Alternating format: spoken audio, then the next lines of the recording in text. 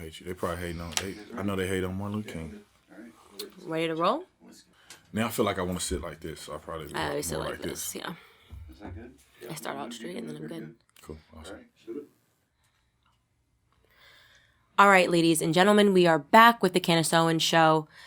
Let's talk about the war on police officers. This has been a topic of conversation that has seized America over the last couple of years.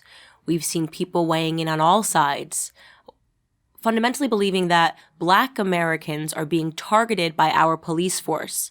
When I saw this conversation happening, one element was missing, and it was Black police officers. How has this topic and conversation impacted Black police officers? And so today, we are going to talk to former police officer Brandon Tatum. Welcome to the Candace Owens Show. How happy are you to be here? What's up, Candace? Thanks for having me on. Right. Are you really excited to be here? I am. You're in my studio, my space, my show. Yes. The vibes, the energy is good. Right. As long as it belongs to you, I'm cool. With it. We have done a ton of work together in this space in trying to open up a conversation that makes Black Americans uncomfortable, different perspectives for Black Americans. And you have one of the most amazing stories, and it's something that has definitely inspired me, something that I refer to as the Tatum effect. So I want you to walk me through. You're a police officer in 2016, 2015. You're a police officer in Arizona. Mm-hmm. And Trump gets on the stage and says, I'm running for president of the United States. What were your initial thoughts? Well, at that time, that was when I first started, I guess, changing my mind from being a liberal Democrat to being leaning more towards a conservative. So I was a little bit more in favor of the Republican Party at that time. Okay. So if I take a few steps back, being a police officer and being along the liberal mindset, because initially when Obama was elected in 2012, I voted for him and everybody in my squad was mad at me. Right. I mean, they literally gave me a death stare. And then again, I was the only Black person in my squad. I was one of, maybe 8 other Black officers on the department.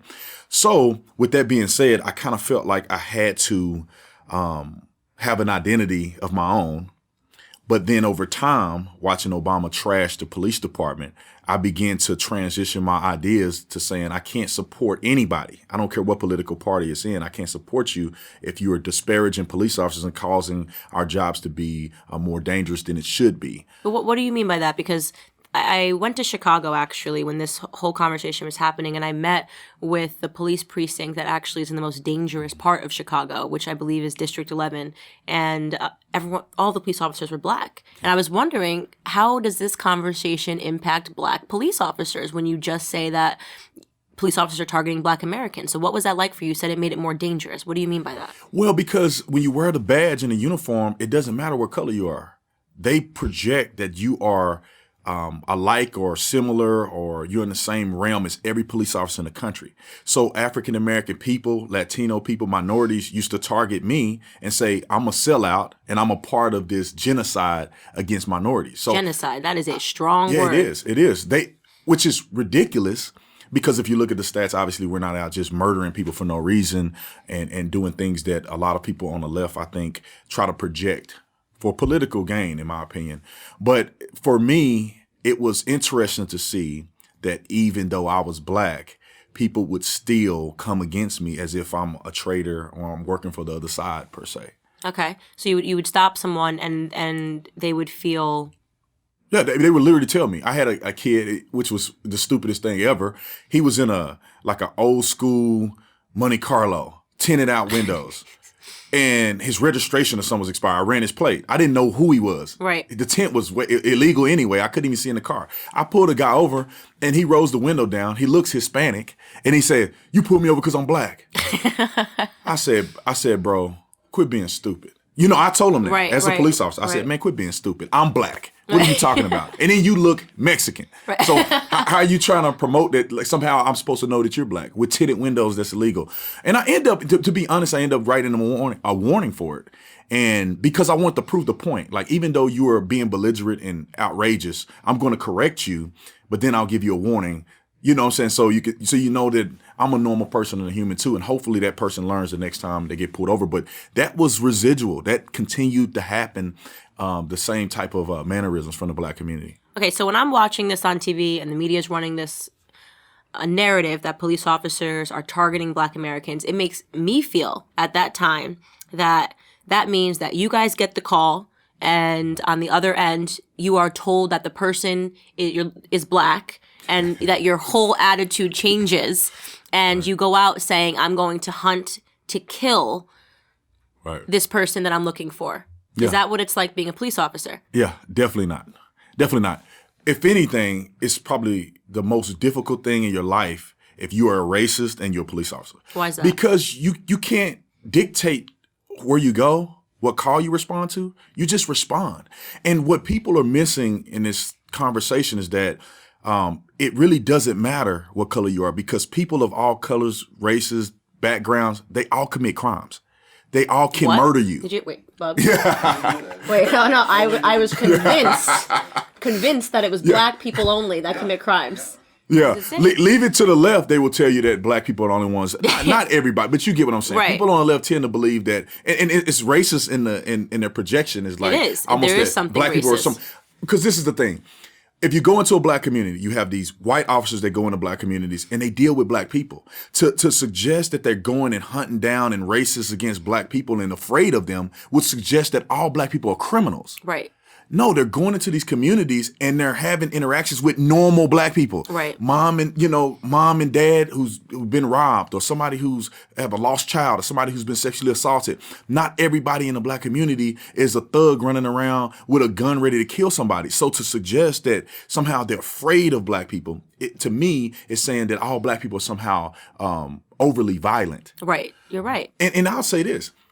It bothers me when I see Black communities with primarily white police officers, and you hear the rhetoric of people saying, "Oh, these police officers are racist," and it's troubling, because if a person was to look at it for what it was, it appears that the white people, the white police officers, are the only ones brave enough and care enough about the community. Right. Because why won't you go and sign up for the police department like I did and patrol your own community?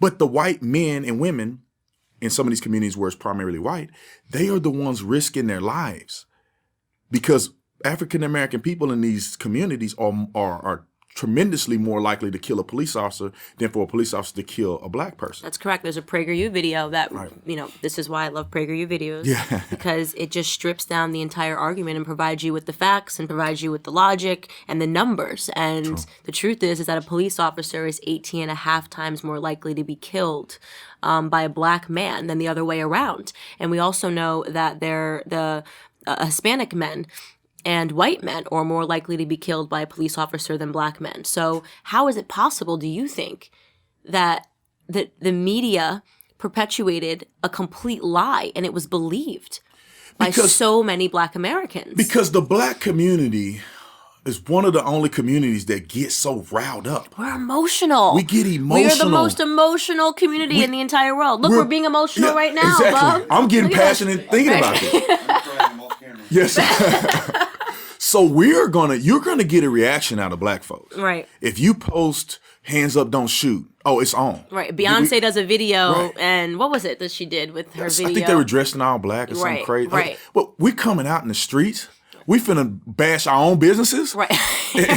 The best solution is to bash your own business. You heard it here first. I'm going to show the white man. Let's destroy all our businesses and show the white man we're mad at Right. them. We're going to burn down our own homes to give it to the white man. I don't understand why we do those things, but for media purposes, to get ratings, you bet you, if you got a Black issue, it's going to be out. Al Sharpton going to come out the closet, and they're going to all be on the television crying and screaming. Yeah. Standing for the Black cause. Right. And, like they're in the 60s again, fighting for civil rights. And it's like, well, this is why you and I call them race hustlers, right? Because they make money, they're hustling, they know that they're helping to further deteriorate our communities by inspiring people to react emotionally, simultaneously ruining their own lives. Yeah. Because if they end up arrested at one of these riots, then you have a charge and something that's on your record forever. And if you burn down your own home, you don't have a place to live, and they're actually inspiring chaos in our communities, as if they haven't inspired enough chaos in our communities with their policies. Right. And they're just, listen, if the community has violence, like in Ferguson, when they would destroy businesses vowed to not return. Right. they're losing jobs. They're losing economic growth. Right. And black people already have a problem with reinvesting in our own communities anyway. That's correct. So these people are literally creating an environment where black people are more, I could say, in a position to be hurt more. Right. In a position to be hurt more financially and physically. Because the rhetoric against police officers creates this emotional feeling in a person, right? It's justified to the person that's dealing with this, right? If you are thinking and you're seeing on TV that these police officers are killing you, you are, you know, every day in school, and you know, when we were in school, they tell you about slavery and Jim Crow. They don't tell you nothing about Nothing good. black people being successful and businesses and doctors and inventions. They talk about only the racism. It is an entire mentality being created from the time that we step into the public school system that teaches us that we are victims. Right. We are victims. That's it. We've always been victims. We're always going to be victims. And they hand us a packet of excuses before we even try. Right. And then, God forbid, someone like you or I steps up to the plate and says, no, we can do it without government handouts. No, I believe in myself. You know, I'm a conservative. I hold the belief that fathers should be in the home. I have a belief in God. They turn around and tell us that we're betraying our race because we believe in us. Right. It's crazy to me because everybody knows what we're talking about, right? This is not a myth. People at the house talk about this with grandma and them. Y'all always talk about this. I remember my grandma used to tell my uncles, look, it's either hell or jail if you continue down that path. So we know better. Right. But it's the concept of like, you can talk about your family, but nobody else better talk about your family. We have to stop this because I had a conversation with Charlemagne the God. I know. And he said to me, you know, I'm not saying that I disagree with you, but what I'm saying is that you shouldn't be having these conversations in front of white people. Yeah. What ignorance is that? Yeah, it's crazy. Like, we know that we're really doing messed up stuff, but we just like can't publicly say it. Yeah. I mean, and that's the sort of leadership that we have in our community, right? And they stay silent and they'll believe us. They'll, oh yeah, I support Candace and Brandon and what they're saying behind closed doors. But, you know, to have the conversation, you want me to be inauthentic? And that's the problem, is that we've been deluding ourselves. We've been deluding our community, and we have not had real leaders that have emerged. But I want to talk to you about your conversion, because you were a Bernie bro. Is that correct? No, I was Obama. Yeah, but Passive aggressive Obama, and then I went from Passive-aggressive Obama. I went from Obama to Ben Carson. okay. I never was a Bernie guy. Hillary was never on my radar. Right. She was the hot sauce in the purse. She threw me off a long time ago. Right. Now she did barbecue sauce. Maybe I could have rocked it. But hot sauce, I ain't. She probably didn't even have Louisiana hot sauce. But anyway. We'll have to go back and figure out what kind of hot sauce she had. Red Devil. She had Red Devil. That does matter. That does matter. So then you started off as a Ben Carson guy, and then what were your initial feelings about Trump? Because you get a lot of slack for supporting Trump now, and I just want to understand the transition a little bit. Yeah, I thought he was playing. I thought it was a joke. You know what I'm saying? Trump is the man. He's this billionaire guy. He's a boss. Right. I felt like he was going on stage to say, look, I'm going to trash all of y'all. Yep. I'm going to show the world that y'all are a joke. Right. I can even run just to play and get some traction and then build my brand and name and then go back to being Trump. Okay. And then Ben Carson dropped out. And because he was he didn't have the juice, you know what I'm saying? He was a little too lethargic, but he dropped out and then he endorsed Trump. And I'm like, hold on. Ben Carson is brilliant. Yeah. Ben Carson He's is a literal brain surgeon. Yeah, literally. A literal brain surgeon. And Ben Carson has done things that nobody in the world has done. Right. Let alone a black American. Like, Ben Carson is the man. Yeah, our community calls him stupid. Right. And we want to take his name off of buildings. Right. He's probably one of the most impactful black people coming from the hood. Dr. Condoleezza Rice, same way. They come all the way up through the ranks, but that's another story. But when he endorsed Trump, I was like, he ain't a fool. You know what I'm saying? He's a literal brain surgeon. Yeah. He's something is here, right? You know, Ben Carson ain't a joke. You know, nobody push him over. And his wife is very structured and phenomenal as well. So I'm like, she ain't gonna let her husband just do something that crazy. Right. So I said, listen, as a grown man with responsibilities, you know, I got a son and everything. I say, let me do my due diligence and go in to check out what Trump is saying. Right. Mr. Donald Trump is having a rally in Tucson. Even at the worst case scenario, what are the odds of me seeing Donald Trump in Tucson? Right. So I decided, I worked a full night shift. I stayed up. You know, I worked from 9 o'clock at night to 7 in the morning. And I stayed up till like 11 or something at the rally. And I went to go check it out, and it blew my mind.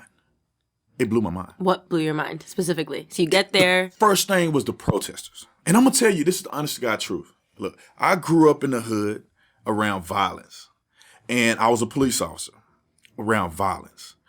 But the feeling that I had took me back to like what I felt like Martin Luther King and went through. And this is why on a slightly smaller scale. When I went through it's a walkway that you go up and you go into the convention center. Very, very small. It's not like Phoenix in a big city. It's a very small convention center. There's people who had protest signs. They didn't say anything. They were peaceful. But when you got to the door, people were literally trying to break past the police officers to get to us. Ruby Bridges. Screaming at us. You are racist. You're supporting it. And I'm like, I don't even know what I'm checking this out. How am I getting involved in this? And they're just, I'm a man. I can fight, right? If they came across the thing, people would be dropping like flies. You know what I'm saying? I'll be knocking everybody out. But if I was like, if I was like a grandmother or if I was a little kid, that would be extremely intimidating. Right. Because you don't know what can happen. And the police were literally locked on. But these are my boys. I work for them. Well, I want to pause this for a second because the visuals that I'm getting here are really important because I talk about this all the time. There is something so reminiscent, and it's striking to me because people understand history, and we look back at history and we're shocked. Like, we can't associate ourselves to the civil rights era. We're like, how could people not realize that chasing black people out of restaurants, that they were on the side of hate? How could they not realize that yelling at Ruby Bridges on her walk to school and yelling at her and trying to break past the armed guards, they had military to get Ruby Bridges into school, screaming at her and taunting her. How could they not realize that they were hateful, right? True. And yet, they just don't realize today that they're the exact same people going after conservatives. I've been chased out of restaurants, as you are describing, just trying to walk in to hear Trump speak, right? He hasn't said anything yet. What are they protesting? I'm going to hear what he has to say, right? And you're describing something that is so visually reminiscent of Ruby Bridges just trying to get into school, right? Yeah.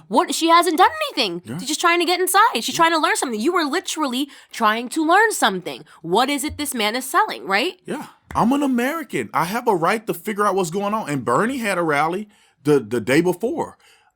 I didn't want to hear what he had to say, so I don't go to his rally. Right. I'm not going to protest anybody. I'm not going to scream at anybody. I just want to see. I'm trying to figure my way out in this world. We live in a free country. So they're yelling at you. They're yelling at me. They're looking at me. And what are they saying? They're saying, you're racist. You're evil. You support they black? bigotry. White people. All white people. Of course. White people chased me out of a restaurant. It's so reminiscent of the civil rights era. Same soup warmed over. They doing the same thing. I like this expression. and Same soup warmed over. I got to give credit to my boy Rob, if he watching. Rob, okay.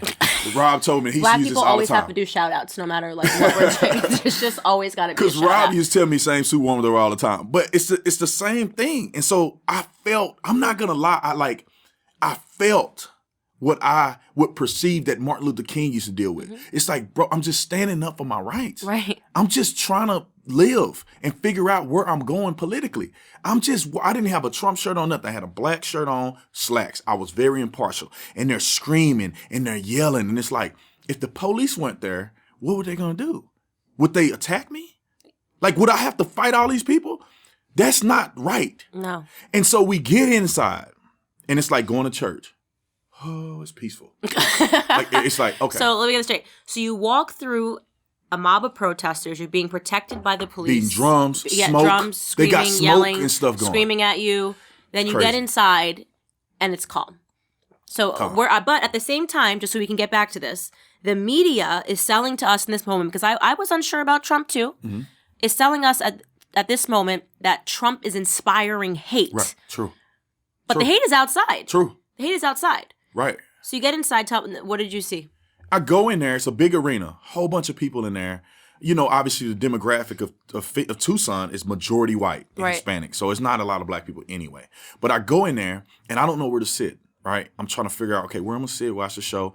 I go to a few places and I'm just meeting random people. Everybody's so nice and kind. And in my mind, I'm like, I'm waiting for that one racist to be acting out against me or something and look at me crazy like, what is this black man doing in here? Because in the media, they literally perpetuated that. They throw people out of these things because they're black. That's correct. That was exactly the narrative. So I get in there, I'm meeting all these people. These are KKK rallies, right? That was how it felt, right? Like I was gonna feel it was especially in a place where it's all white people. So it didn't happen that way. Everybody's cool. I'm talking to people. Everybody's joking, having a good time. There's young people, older people, people in wheelchairs. There's some black people, Hispanic, gay, straight, whatever. It's like a whole bunch of different people in here. I get to the bottom with some of my SWAT guys. At the time, I was still on the SWAT team. So I was down there with some guys from SWAT. We were just talking at the bottom floor. These fools, these protesters, would sneak in wearing Trump stuff. And methodically, like every 10, 15 minutes, one of them would just take off the shirt and, F Donald Trump, F Donald. And they were just screaming in front of kids. And I'm just like, this is outrageous. So again, the tolerant people have come inside, snuck inside, taking off their shirts, and they are shouting obscenities in the midst of a Trump rally, which is supposed to be a rally of hate, but they're actually bringing in the hate. They are the only ones in there hating. Okay. And the sad thing is that a lot of the percentage of the people doing it were black people. Wow. Right? It was a black girl at the top. She was screaming, yelling and whatever. And it's like, this is kind of why you get kicked out. Right. And this is a thing that nobody's talking about. Right. It's a private event, right? By law, it's a private event. Before Trump even got on stage, they made an announcement and said, this is reserved by the Trump campaign, a private event. We reserve the right to ask anybody to leave at any time. Just like if Beyonce was doing a concert, you start acting up, you're gone. Right. You are disorderly conduct, or if you refuse to leave, it's trespassing. Right. You can get arrested. If you jump on the stage and Beyonce's performing, you can get arrested. You should be arrested. Right. This is a private event. It's not a public space. Right. They gave a disclaimer. They also gave a disclaimer that please do not be violent. Please do not yell at protesters or anything. If there's someone protesting and they're being obnoxious pretty much, then just yell USA, USA, USA. Wow, so they're doing everything they can to everything they can. The news is standing right there. They got the little setup. They act like this never happens. Right. They even promoting peace in the rally and giving instruction. So what role does the media play into? Because when you say they're all black people that are causing disruption, it actually makes me sad. It makes me sad because this is what I say is that the media encourages black people to act like animals. Right. And we do it every time. Like they view us like props is the way that I feel. Like they think that we're their emotional props and they want us to be their shields. So they say, I'm not going to get arrested. I'm a white collar Democrat, right? I'm not going to get arrested, but can I inspire that black girl to think that there's something so crazy going on that she has to go get arrested at a Trump rally, right? Can I inspire that black girl to show that she has to go assault a police officer at a Trump rally? Mm-hmm. And this is how I feel white Democrats use black people because they put us on the front lines. When you look at Black Lives Matter, the money came from white people, right? True. But the people that were put out on the front lines getting arrested were all black. Yeah, because like I said, they can use that as leverage points. Racism is a hard topic in this country. Mm-hmm. So they use black folks. Mm-hmm. Go do this, go do this. Oh, and then when they arrest you, it is, black people gonna act a fool. Right. And then they can say it's racism. And then they can paint Trump as a racist. Mm-hmm. But I mean, it gets worse, right? They're yelling in front of kids. The one lady had to cover her kids' ears. Black folks in a circle, they locking arms, screaming, and F Donald Trump. I mean, using curse words, but it gets worse. Trump does his thing, whatever. He was peaceful. He was unifying. Everybody was inspired. Just like these rallies now. You got 10, 20, 30, 40,000 people coming to these rallies because they are actually pretty good. Trump is actually explaining what America should be and how to better our country for all people. The worst part of this was that the protesters blocked the entrance, which is obviously a fire code violation in a public hazard. That's actually scary. Yeah, I have a little bit of anxiety listening to that. They blocked the entrance. Really like elevators. We couldn't get out. And so, I want to explain this a little. That's really scary. It is. That's very scary. Because I'll fight my way out, but other people can't. Right. And I don't know if these people got weapons. But this is another thing that people don't understand. The media sat on their hands and didn't say nothing because they had to sneak out the back. So everybody had to sneak out the back exit. But the protesters had gotten so bad. On the police department, we have something called alpha beta deployment. So everybody on the department is either alpha or beta, right? They give you a letter. So if it's a shooting or something that's traumatic, they'll say it's an alpha deployment. That means every person that's labeled an alpha has to respond to this call. And then the betas will just continue to do work. If we have a alpha beta deployment, that means everybody on duty has to respond to this one location. Gabby Gifford shooting, different things like that. Everybody has to go. This was so dramatic and dangerous that we had a alpha deployment. So that means half of the police officers on duty in the city of Tucson had to respond to the TCC, the Tucson Convention Center, because it had gotten so out of control that they didn't know what was going to happen. Wow. Media never said anything. They locked in. I mean, to me, that terrifies me. Like, I have a little bit of claustrophobia, and the idea that, I mean, I would have thought, are they going to light the place on fire? Yeah. That would have been the first thing in my mind. I would have been totally paranoid. Like, are they going to set the place on fire? And people don't report on it. I never heard this. It's the first time I've ever heard this story. They said nothing. Everybody's sneaking out the back. Right. And they said nothing. And the media sneaking out the back scared. And they didn't say nothing. Right. And that's when I realized, I said, something is not right here. Not only did I go and figure out that Trump isn't as bad as he was, I'm figuring out that the protesters are bad, and I'm figuring out the media is lying. Because what I left out was that a black man, he was a Trump supporter. He was in the military, he was active military. White guy comes up with a Ku Klux Klan hoodie on. These liberals.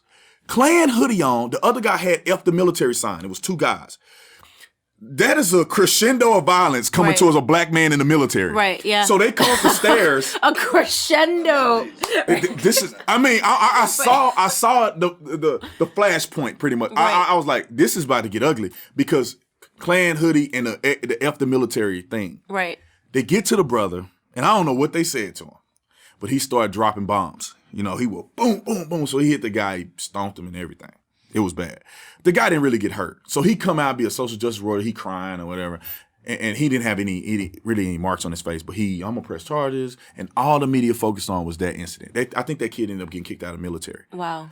But they only focused on that incident. Right. Which was a result of a person being racist. Yeah, wearing a Klan's hoodie, him, provoked him to do something. Right. But they didn't talk about what they were doing. Right. And that's what it is. They're trying to provoke you. And one of the hardest challenges really is to stay calm. Like when they came for me and Charlie in that Philadelphia restaurant, and people said to me, were you scared? You know, there were 40 protesters. They were throwing eggs at Charlie. They threw water. And I said, I was scared that I was going to get arrested. That's what I was scared of. Because when you have a bullhorn this close to somebody's ear and you're screaming race traitor and you're screaming coon and you're screaming Uncle Tom, you are asking me to disengage from where I came from, where you can't get away from with this stuff in the black community. Oh, no. You can't do this. It's not the way we came up, okay? Not happening. And I have to say, I'm now a public figure, okay? But just so you know, if we were anywhere else and there weren't these cameras, this would be a different situation. So the challenge is that they're provoking conservatives, hoping that we react. And at the end of the day, we all have animal instinct. It's a fight or flight response always. Yeah. And that was the hardest challenge, was saying, Candace, this is being recorded. And you know, Charlie is smirking, doing the Covington smirk, you know, just trying to stay calm, because that's all you can do is, like, you're either going to smile and stay calm, or you're going to pull a Brandon Tatum and just go Hulk style. Oh, my God. I'm telling you, Candace, please don't take me with you to these places. I cannot confirm or deny that I would start WWEing people on that. Right. It's hard. And again, because a black community is emotional, our reaction is... Look, I grew up, you listen, you don't disrespect people. No, you will get served. Right? Same for me. Go to jail. I go to jail. Like, I want a Nobel Peace Prize. Yeah. Okay, Obama got one for no reason. I got chased out of a restaurant by 40 white Antifa members calling me a racist coon, and I didn't get a Nobel Peace Prize. I didn't harm anybody. I stayed calm the whole time. They had that bullhorn in your ear. Yeah. They poured water on Charlie. And do you know what that feels like, to have, like, the volume that loud in your ear with the bullhorn? Someone put it. Do you know what that? You can feel it on your eardrum. They can blow your eardrum out. They'll blow your eardrum out. And this is the thing. This is another thing that people should understand, is you have to know your rights, right? And you have to know the law. I'm not familiar with Philadelphia law, but in the state of Arizona, that's a self-defense. No, they asked us if we wanted to press charges. Because you can't, because it's like provoking someone to violence is assault in the state of Arizona. If you get in somebody's face and you call them the N-word, so you're saying I should have punched her. Well, in Arizona, punch her. Hey, can we stop load this? it up. We wouldn't happen to want to get on a flight to Arizona with me right now. Bring it to Arizona. Right. Look up the law book. Okay, I can punch right here. Right here. She doing Could exactly we do this that. again? Yeah. See, I didn't know that. That's interesting. But you have to know your rights too to protect yourself. Right. Because you may need to fight, or you may need to exit or Right. do something. Maybe have pepper spray on you. In some states, you can defend yourself. Because how far will they go? Somebody asked me a question. I'm gonna put it to you. Do you think, obviously you can't discriminate and crimes against people based off of the color of their skin or based off of their religion? There's a classification for that. Do you think that the laws need to be updated to include discrimination based off of your political beliefs? I think so. I think so too. Because that's a human, like we have a right to freedom of speech and freedom of expression. So if I'm expressing something that I believe to be true, which is my political identity, people should not be able to deny me that. Right. That's a constitutional right. Right. And to provoke you and to use Right. violence and Violence to use against to threaten intimidation. you. Because, like, okay, what's the difference between a person's religious affiliation and political affiliation? Because they're fundamentally, people believe in politics. That is a government, you can say that's a government established thing that you either are involved in or you are not involved in politics at all. Right. But a lot of people are involved in that. That's associated with your right to vote.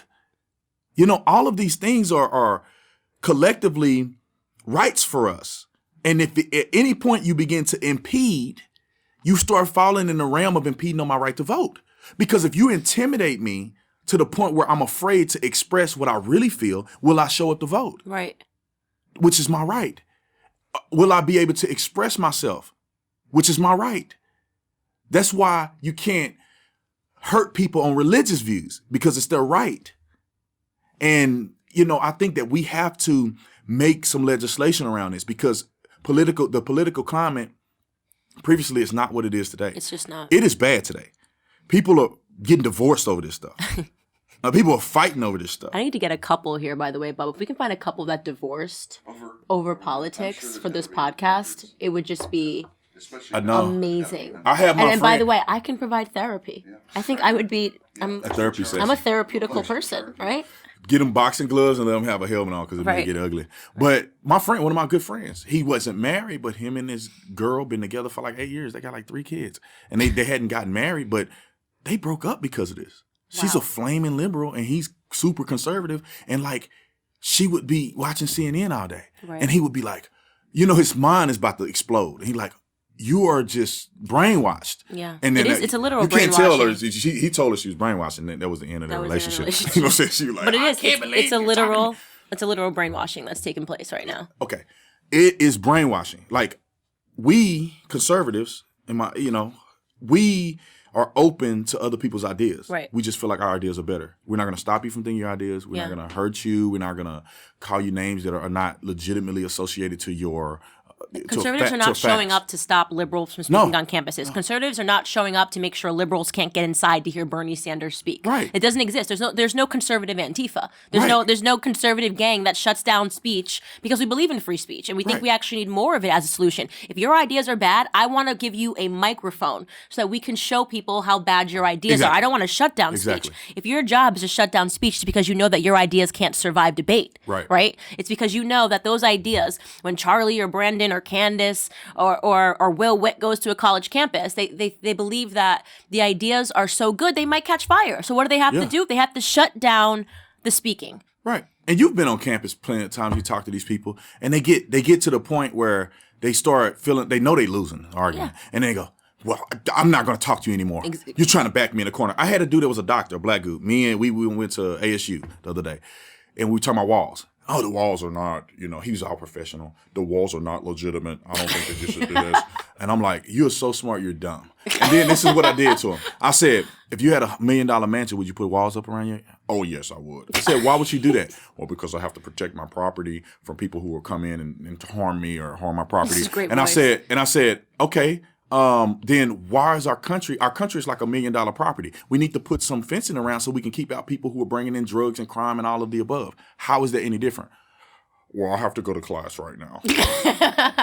Like, go to class, man. You just lost. Thank you for that footage. You know, it's because if Yeah, you yeah. don't go to class, you're not learning. Well, he's in anything. medical school, Yeah, so well, that's learn that's that. like but- celebrities, right? They understand personal sovereignty, just not national sovereignty. They understand they're all about personal sovereignty, though, and they They're want really not, everything private. They want yes, they are. They understand personal sovereignty. That's why they have the fences around their homes and they have the armed guards that are protecting them. I mean, they're so hypocritical people, and yet they believe that they're fighting for people's rights that they would not want to give to people if the conversation was turned about their personal space. Right? Yeah. And then none of them live that way. Oh, we let everybody in. Let somebody into your house. Yeah, why not? Why not? These people have mansions with multiple rooms. And you know, it's only them and their husband in there. They got grown kids. They not living there. Rooms. You're like, let some illegals come in your house and live. And let them work in your yard. I mean, it'll be too much like slavery. But if you let them come in your house and you work in your yard and you pay them to live, and they get to live there, then won't you do that? You can do that. Right. I mean, it's against the law, but also entering our country is against the law. Right. Harboring illegals is against the law. So don't do that. But if they really feel that passionately about it, well, sanctuary cities is against the law. Right. Federal law. Right. I don't know how we even giving them federal finance. I can't understand it. So if they really believed in that, why don't they do that? Why don't they use their finances? Why don't they pay more taxes? Right. Like Alexandria Ocasio-Cortez, I guess Netflix gave her a deal. Somebody say between 8 to 10 million. Remember, she said, the $10 million, you can tax at 80%. Give 80% of your $10 million that you made from Netflix. Right. I bet she won't do it. Of course she's not going to do that. I wouldn't do it. Of course she's not going to do that. Because it's when it's somebody else's money, it's easy to say, oh, we'll take their money. No, give your money. No, nothing is stopping you from taking your and adding to the treasury. You know what I love? I love those billionaires who commercials. I make $1 billion and somebody should take more money from me. Write a check. You don't need the government to come do it. Literally write a check and give it to somebody else. Give it to the government. If that's what you want, just write it to United States Treasury and write a check. You don't need the government to legislate that. Just do it. They never do. Because it's all virtue signaling. And at the end of the day, at its core, they just want to create chaos while Trump is in office so they can say, I told you so. They're narcissists at their core. That's what I truly believe. They don't believe any of the stuff they're saying because they refuse to show up for debates and debate their ideas. They scream into the Twitter echo chamber when you say, let's sit down and have a chat. They don't want to do it. None of it makes any sense. Like this whole abolish ICE. Abolish ICE. Okay. Question. Why was nobody asking to abolish ICE when Obama was in office? Was ICE not a thing? Yeah. He deported more people. Yeah. He deported more illegals. Why weren't we abolishing ICE then? If this is just all about open borders, why wasn't this a thing when Obama was in office? Oh, I know, because this has nothing to do with you wanting diversity or there to be open borders. It's you trying to establish chaos, absolute chaos, so that you can say, look what's happened since Trump got in office, which is what you guys do every 2 days. Not even 2 days. Every 2 hours. Not even 2 hours. Every 2 minutes. Not even 2 minutes. Every 2 seconds. A new strategy. Every millisecond. If they ain't doing it, they thinking about it. Right. But it's not working for them, right? Yeah. I'm telling you. Is it working? I'm telling you. Like, this is, I don't know if you see the shift, right? Black folks. I'm saying for black folks, right? Growing up, I'm glad we're wiping the table. Too. He's getting ready to say something. I gotta wipe the table off because it's about to get hot. Say something. So, black folks have never historically supported abortions, family-wise. Black people have never supported anti-Christian behaviors, right? We're religious folk. We in the church every Sunday, club on Saturday, church on Sunday. It don't matter. You're in there sinning in the church. We in there though, right? So here's where the line is getting drawn. These people on the left are coming out for late-term abortion. They're coming all full throttle. You see the women sitting on their hands during the State of the Union address after they pat themselves on the back. Oh, we got jobs, new jobs created. Well, these jobs aren't created. These aren't new jobs. These government jobs already exist. So you're not even a part of the statistic that Trump was talking about. But pat yourself on the back anyway. But when they talk about late-term abortion, talk about immigration, illegal immigration. I saw the guy, I don't even want to mention his name, but I'll do it anyway.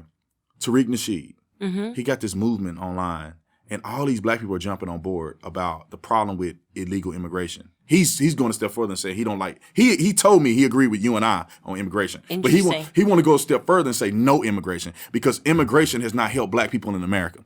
Now, all of these black social justice warriors. He's more right than Trump on that. Just none, zero. But all these black people are jumping in this. Well, no, but I brought this up. So what I said is that the argument can be made, despite, I mean, we obviously understand statistically that illegal immigration is detriment to the black community, and it particularly impacts black men from the ages of 18 to 21 who have to compete for those jobs when they're willing to do it beneath minimum wage. So I always say, do you believe that black men between 18 and 21 should work beneath the minimum wage? No. Then stop supporting open borders. But the other argument is that over 50% of the immigrants that we get come in from over the border. That's not diversity. That's making America Mexico, right? True. Only 2 to 4% come from Africa. So we actually are not allowing black immigration to happen at all. So, I mean, I don't agree that you should stop immigration, but I think that it should be more fair, more of a merit-based system. True. I'd like to see some people come in from Nigeria, maybe from the continent of Africa, that are working hard and want a chance at the American dream, not because you have a geographical predisposition to flood our borders. And that's what the problem is that it actually is not fair, and there should be a merit-based system for immigration, which the president supports, which would solve, actually. He doesn't need to be no immigration. There needs to be a merit-based system, which would allow you to say, we're evening it out. Maybe somebody from Brussels, maybe somebody from Nigeria, maybe somebody from Australia. I don't know what they're doing over there. Yeah, we're the greatest country on earth. Right. And we need to start acting like it. Right. We need to put a wall up. And then we need to say, you can't come here. It's like a private school. Well, are you accepted or no? Right. You're not accepted here. I'm sorry. But America needs to become a private school. We are a private school. This. Privatize private school. Yes. Privatize America. Yes. Why isn't Trump running with this? The next president. Trump, you know listen what? to us. Let's you and I run in 2024. Yes, we will. Our slogan will just be privatize America. Privatize America. America is now a private school. We're not even a country. Right? Get over yourself. We're the greatest private school ever. Yeah. Okay, so I want to switch gears here and talk about you as a father. Okay. Because you are a father. Yes. Okay? Yeah. And I want to understand a little bit that comes with it. First and foremost, your child is of mixed race. Yeah, biracial, white. His mama, blonde hair, blue eyes. Okay, so I have a question. Is he half oppressed or half privileged?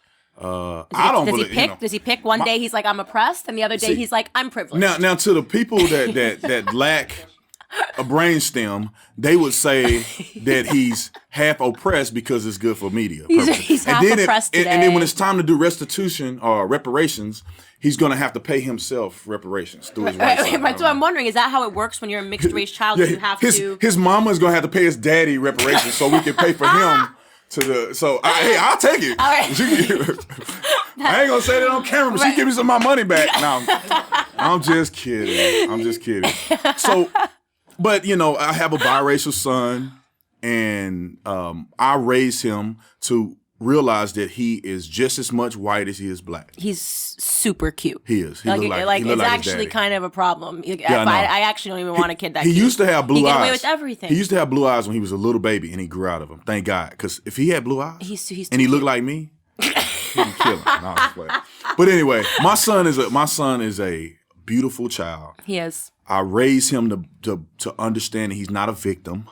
He's only half a victim. You work hard. See, they'll tell you victim. You work hard. You're an individual. You carry the family name. That's what I tell my son. When he get in trouble at school, I say, you are representing your father and your grandfather. Mm-hmm. Don't go in that school acting a fool. It's not just you. You making us look bad. You have the name Tatum. I said, what's your last name? Tatum. I said, you carry my name. You better represent me properly. Right. And I said, because daddy got to represent you and represent the family properly at my job. If I get in trouble at job, I get fired. You don't eat. That's what I tell my son. Even when he's young, he going all the way up. He'll understand. But he goes to school in Seattle. And the school he went to before this one was super liberal. They didn't have a flag in the classroom. That's crazy. So I actually made a video about it. I was on Fox News talking about it. And I actually bought the teacher a flag and sent it to him. Because I said, she's making these excuses. I said, well, I'm going to send you a flag and you put it up in the classroom. Because there's no way my son is going to be doing a Pledge of Allegiance to a piece of paper, a purple piece of paper with some kids chicken scratching the Pledge of Allegiance on there. It's like, no, you need a flag. So I sent her a flag or whatever. But this new school is more, it's still in Seattle. It's in like West Seattle. But it's a lot more. They got flags in every classroom. They're like a conservative school, to be honest. But anyway. Don't out them because we'll get mobs outside. I ain't gonna out them because then I'm gonna have to go down there. But I want to talk about this because I think that one of the things about you that I've always loved in watching your videos is you have this. You don't get as much hate as I do. It's just not fair. But you have this dad thing that I think comes through that you're fathering America. You're fathering Black America, where Black America needs some dads. Father absence is the number one problem facing Black America, really. And these boys aren't growing up with the things that you say, these tokens of appreciation for where they come from and understanding that they do represent their fathers and their grandfathers, right? How do you think, so your son, he split home? Are you Yeah, with? we're separated. She Right. live in Seattle. She moved and lives in Seattle, and I live in Phoenix. We share time. He comes in the summer Right. and holidays and stuff. How are you able to do that? Because I feel like there are so many Black men that are out there that are going through the same situation, and maybe it's not a good situation. No, how it sucks. how do Black men step up and parent in that regard? Well, you first of all, you gotta. I ain't gonna say that word. You have to man up, and you have to take your responsibilities at all costs. Right. This situation is tough. Different state. I can't see my son every time I want to, and sometimes, when you don't get along with the other parent, there's games that are played, Right. and people know what I'm talking about, and it becomes difficult. But you have to. My faith in God helps me with this because I believe that God is going to make things better if I just continue to pursue being the best father I can. My son Skyped me. I was actually talking to him earlier. So we Skype, we communicate. I fly him out, take him on all the vacations he's gone. I take him to Disneyland. We're going to go to Disney World. I take him to Sea World, Legoland we went to. I take him everywhere. And I show him that I love him. And so it's retained in his consciousness that his dad is there and that I love him. Right. And people have to realize that even if you're not there every day, you have to be available. And you have to show your child that you're willing to support them. Because my son is young enough that it's kind of like, oh, dad lives here. How old is he? He's 8. 8. So he's not to the point where it's really affecting him really bad, tremendously. Right. So he's happy with this. He have fun with his mom and his grandparents. And he come to dad and have fun. So he live in the best of both worlds. Right. And when the sun is never showing in Seattle, he come to Phoenix and it's like we go swimming every day. Right. So, but I think it's invaluable for men to step up and be in their child's life, no matter what it is. I don't care if it's for 30 seconds. Right. You get 30 seconds a week, you better do all 30 seconds. It's the most important thing, and every time people ask me, like, where'd your conservative beliefs come from, I always give 100% credit to my grandfather and how blessed I am that he moved me at a young age into his home and to see a real man run a household. And granddad, there were rules, no elbows on the table. The fact that I'm doing this, is like kind of not okay. Granddad, if you're watching, I didn't mean to.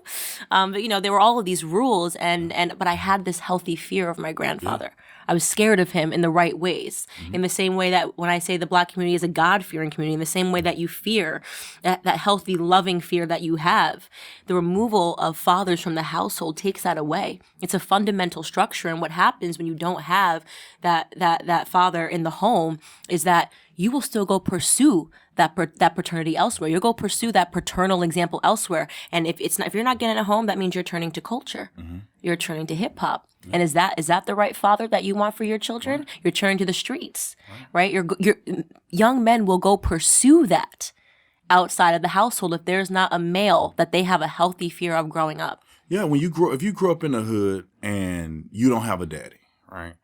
And you're longing for that male confirmation that I'm down, I'm cool, you love me. See, the thing that men kind of get afraid of is that naturally you seek love from another man. Maybe not in a sexual way, you know what I'm saying? But you seek that in a fatherly way. Right. So when the dude in the hood is selling drugs, or it's your big older brother selling drugs and they're doing crime, but they love you. They the only one that love you. They the one bringing clothes home. They the one feeding the family. They got your back. They'll fight for you. They stand up for you. Now, who are you going to trust? That person or another dude that's not involved in your life that's saying, hey, you need to get out of the hood. You shouldn't be involved in that lifestyle. So that's why positive role models should be replacing these people. Because if you don't have a role model and then you try to be a role model to the person when you never had one, then you don't know how to be a role model. Right. My dad was the greatest impact in my life. My mom let me be me, right? I could say whatever. I used to cuss and everything when I was young. 4 years old, cussing people out. Mama didn't care. Tell them, baby, do it. Say what you feel. That's why thank you, mama. Thank you, mama. It's your fault. Nah, but my mom let me be who I wanted to be, even if it got me in trouble. My dad was like, I brought you in this world, I'll take you out of this world. Right. I will kill you. Fold them clothes. When I get home, if you don't have them clothes folded, I'm going to take you out of this world. My dad came home one time. My friend Nick and them, when we were playing video games, he came. He said, I didn't fold the clothes. I forgot I was playing the game. He had that belt. He said, Nick, y'all got to go home. He had the belt in his hand. I'm like, dang, man, everybody gonna know I'm finna get a whooping. My dad told me up. But I respect my father. Right. To this day, I have never argued with my dad. Ever. Wow. I have never argued with my dad. Right. If my dad say something and I disagree, we just agree to disagree. Right. And I'm not arguing with my father. And But I have you have a respect. healthy respect. Because my dad is a man. That's my grandpa. My dad is a man's man. That's my grandpa. He's a man's man. My dad's dad left him and left them when my dad was like 12. He had to raise his brothers.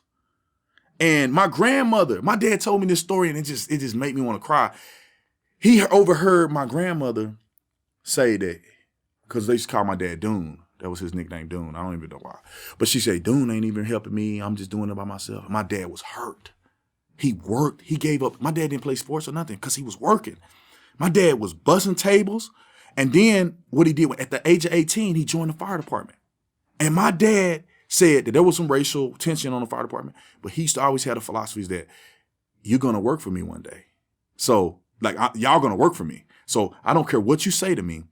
I'm going to make it to the top, and you're going to end up working for me. So you need to watch how you treat me. My dad, 18 years old, 31 years on the fire department, consistently. And my mama used to have fun. My mama was the fun one. You know what I'm saying? She going on trips. She dated guys that got a lot of money. My dad was grinding 31 years. He retired from Fort Worth as the battalion chief. That wasn't enough for my dad. Now he's the chief of the Waco Fire Department. My dad is a man, 6-figure retirement, and he's still working. Right. So he wasn't just an example in word. He was an example in deed. You know, and in the black community, we wonder why things are going astray because we don't have men like that. That's it.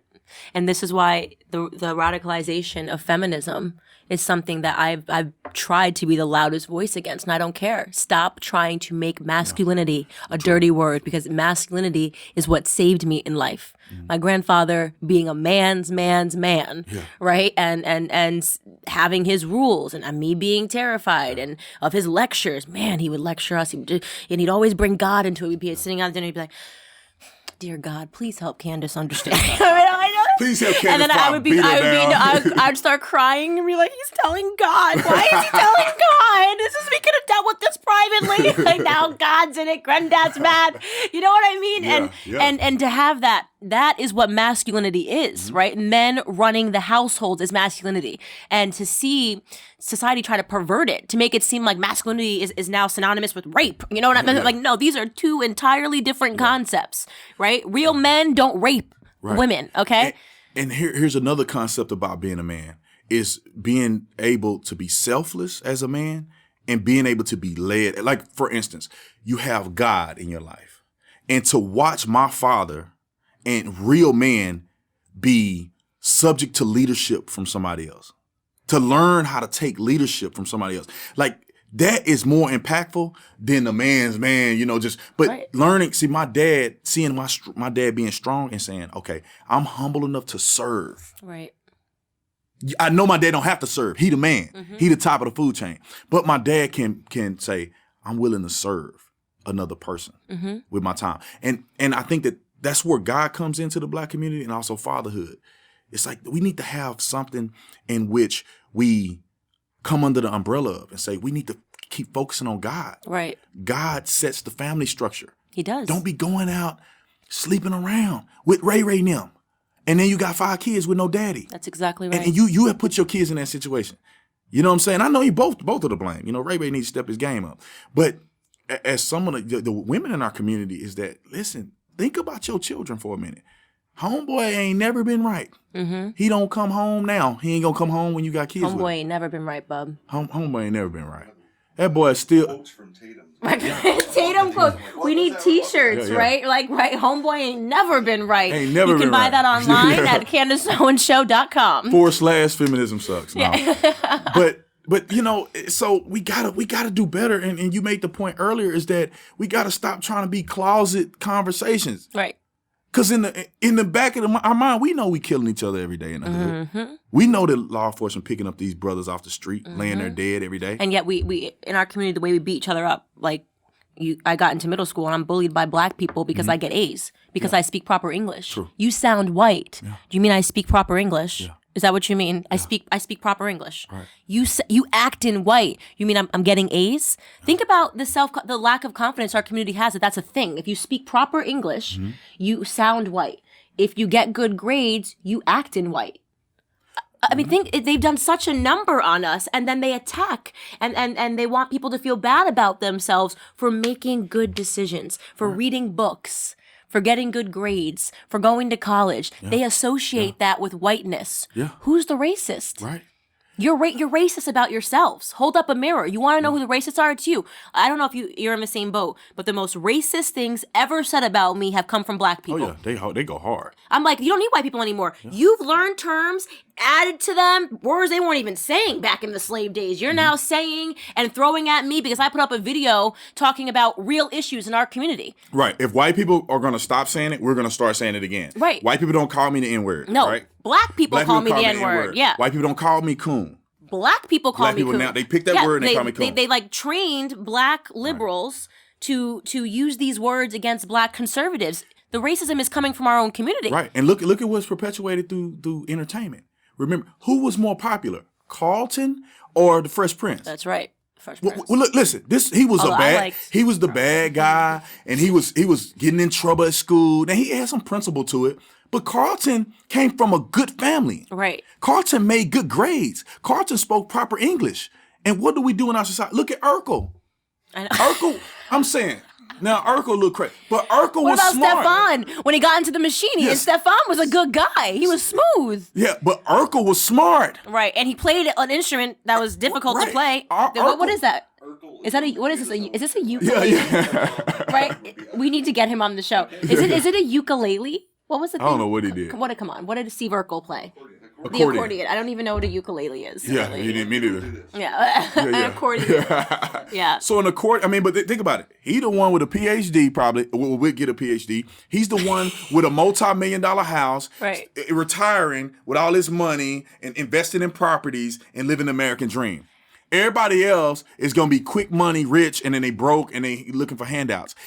We are pushing our community to the ground, and the people who are in power won't say nothing. And I'll say this. I asked myself this question: what happened to black TV? Because when I was growing up, we had the Huxtables, we had the Jeffersons. I used to watch Nick at Night. We had the Jeffersons. We had the Cosby Show. We had good role models. The families were together. We had Family Matters. I mean, black TV was about the family. It was about God. It was about faith. It was about the community. And there was nothing different between watching a black family on TV and watching a white family on TV. Yeah. Where the hell did it all go? You want to know what we have on TV now? Love and Hip Hop is probably the most watched black show. Or Empire. Baby mamas, strippers, baby daddies, women crying because their man is cheating on them. Empire, right? About greed and lust and drugs and this becomes idolized. This is what they don't even realize, that they're programming us even through entertainment. The entertainment industry is resetting our goals. When I was growing up, I was like, oh, I want to be like I want to be Dr. and Mrs. Huxtable and have a nice family. And that was the way that my grandparents lived. Mm-hmm. And now we're seeing that the deterioration is exactly following what we're seeing on TV. True. I mean, look at the music. So how do we get it back? I think we have to, it's very difficult. It's a very difficult, complex thing, right? Because who's going to start it? We have started conversations, right? We have big influences. Millions of people watch our stuff. So we can start the conversations. We can start going to communities and giving people an alternative thought. Because I think the reality of us being successful and being conservative and being black with a history, I think opens people's minds and say, well, I kind of believe that way too. And it's okay for me to do it because Candace is doing it. And Candace is successful. She's not some taking orders from people. She can have her own mind and she can also build. So I can be a conservative. Young people aspire to be like us. Right. And I think that that's a starting point. But we also, doing the outreach and Blexit and stuff like that, I think those things also help too because it brings people in. It gives them a community. You're not alone. You're not alone. You're like this. You're not a coon. You're not a traitor. Right. You are somebody that wants a piece of the American dream, and you should earn it and you deserve it. And there's no shame in being a conservative. So Right. And I think that's going to be the starting point in getting people who are rappers who want to rap more about conscious material and supporting them. Like the guy Clay Dub, that I literally raised money for him to fly a flight to go and further his rap career. Right. I gave him opportunity at Young Black Leadership Summit. He did a rap there. The kid is talented. He is leaning more towards rapping about politically conscious stuff and things that are going to help our communities, that hurt our community. Promoting people like that is something that we can do. Politicians, some of us are going to have to run for office at some point. You? People keep saying me, but I don't know if I'm fit. What do you mean? Somebody come at me and Cory Booker want to be Spartacus one day. I'm going to say, bro, I'm still from the hood, bro. You want to throw the hands in Congress, we can do it. Nah, I will never, I don't condone violence, okay? But I think that some of us... Cory Booker want to be Spartacus Cory one Booker day. going to get outed. What you want to do, bro? Nah.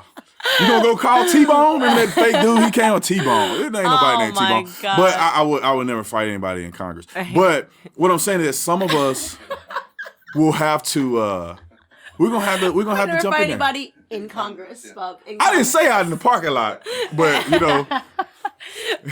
a congressional hearing, I probably would. Right. Yeah, so I think that some of us are going to have to run for political position and show people that, look, we can have policies and conservative values are cool. We're not a bunch of racist, because black people think that it's a bunch of racist white people.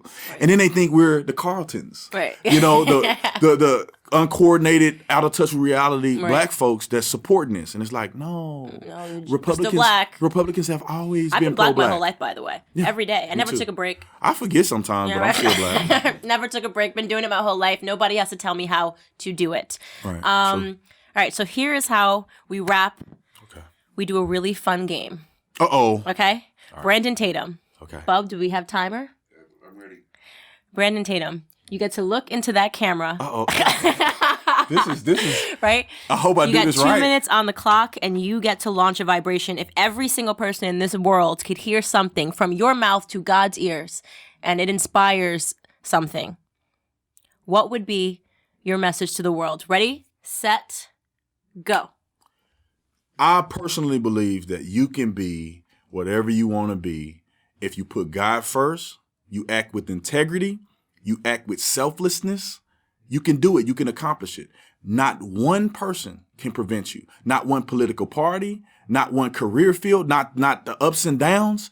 If you trust in God, you can overcome anything. In life, it's not going to be easy. You're going to have pitfalls. You're going to feel like you want to give up and quit, but you got to keep pursuing the mission at hand. I care about every single person that's watching this, and I want you to be just as successful as me, even more successful than I am. And the way that you continue success is through believing in yourself and surrounding yourself with positive people. If I could tell anybody in the world that, I want to employ that. And I think that if you utilize that in your own personal life, you'll be successful and the world will be a better place. Preach. Records, man. Wow. We should start giving them a minute. 9 seconds. Yes. You got 9 seconds to look at the camera. Right. Brandon Tatum. If you tell me- Thank you guys for watching the latest episode of the Candace Owens Show. I hope you guys enjoyed the conversation as much as I did. As many of you guys already know, PragerU is a 501c3 nonprofit organization, which means we need your help to keep all of our content free to the public. Please consider making a tax-deductible donation today. I would really appreciate your support.